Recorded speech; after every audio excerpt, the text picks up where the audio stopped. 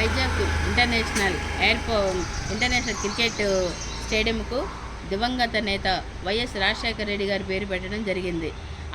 ఆ పేరును రాత్రికి రాత్రే ఆ పేరును తొలగించడం జరిగింది ఈ కుటుంబ ప్రభుత్వానికి పని పాట ఏమీ లేకుండా వాళ్ళు ఇచ్చిన సూపర్ 6 హామీలను పక్కన పెట్టేసి ఎంతవరకు వైసీపీ ప్రభుత్వం మీద, అట్లాగే రాజశేఖర రెడ్డి విగ్రహాలను పడగొట్టడం, పగలగొట్టడం, తగలబెట్టడం, అలాగే రాజశేఖర రెడ్డి గారి పేర్లు ఎక్కడుంటే అవి తొలగించడం, ఇదే పనిగా వాళ్ళు చేస్తూ ఉన్నారు.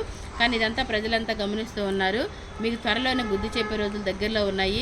మహానేత అనేక సంక్షేమ పథకాలు పెట్టారు.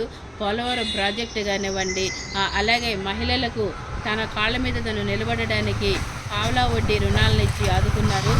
అలాగే ఇందిరమ్మ ఇల్లు కానీ అనేక సంక్షేమ పథకాలు పెట్టి ఈ రోజుకి అవి మనుగడలో ఉన్నవి. అవెంతో కూడా ప్రజలకు ఉపయోగపడుతూ ఉన్నాయి. అలాగే మన రాజశేఖర రెడ్డి గారు ప్రభుత్వంలో పక్కా ఇల్లు కట్టించి ఎంతోమంది పేద ప్రజలకు అవి ఉపయోగపడేటట్టుగా చేసిన ప్రభుత్వం ఏదైనా ఉంది అంటే గతంలో రాజశేఖర రెడ్డి గారి ప్రభుత్వం, ఆ తర్వాత వైఎస్ జగన్మోహన్ రెడ్డి గారి ప్రభుత్వం.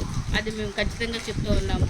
ఈ దుర్మార్గపు పాలనకు ప్రజలందరూ కూడా శరమగీతం పాడే రోజులు దగ్గరలో ఉన్నవి. అలాగే ఆరోగ్యశ్రీ ప్రవేశపెట్టి ఈ ఆరోగ్యశ్రీ వలన అనేక మంది ప్రాణాలను కాపాడుకోవడం జరిగింది. ఎక్కడ హార్ట్ ఆపరేషన్లు అయినా కానివ్వండి, పిల్లలకి పెద్దలకి ఎలాంటి హెల్త్ ఇష్యూస్ వచ్చినా కూడా ఇమీడియట్గా ఈ ఆరోగ్యశ్రీ ద్వారా అనేక మెడికల్గా లబ్ధి పొందిన వారు ఎంతోమంది ఉన్నారు. ఎంతోమంది ప్రాణాలు కాపాడుకున్నారు. అలాగే 104, 108 అంబులెన్స్ ద్వారా కూడా మారుమూల ప్రాంతాల్లో కూడా ఎక్కడ ప్రమాదం జరిగినా, ఎక్కడ అత్యవసరంగా ఆరోగ్యం బాగలేని వాళ్ళకి ఫోన్ చేసినా కూడా ఇమ్మీడియట్గా నేను ఉన్నాను అంటూ ఈ 108 వాహనాలు వెళ్ళటం, పంపించడం జరిగింది. అలాంటి ప్రభుత్వాన్ని, అలాంటి మహానేత వైఎస్ రాజశేఖర రెడ్డి గారు ప్రవేశపెట్టిన అనేక సంక్షేమ పథకాలను గుర్తుపెట్టుకొని ప్రజలందరూ కూడా ఈరోజు వైఎస్ రాజశేఖర రెడ్డి గారి పేరును తొలగించడం గురించి ఎంతో బాధపడుతూ ఉన్నారు, ఎంతో క్షోభకు గురవుతూ ఉన్నారు. కాబట్టి ఈ కుటుంబ ప్రభుత్వంకి ప్రజలందరూ కూడా బుద్ధి చెప్పే రోజులు దగ్గరలో ఉన్నాయి.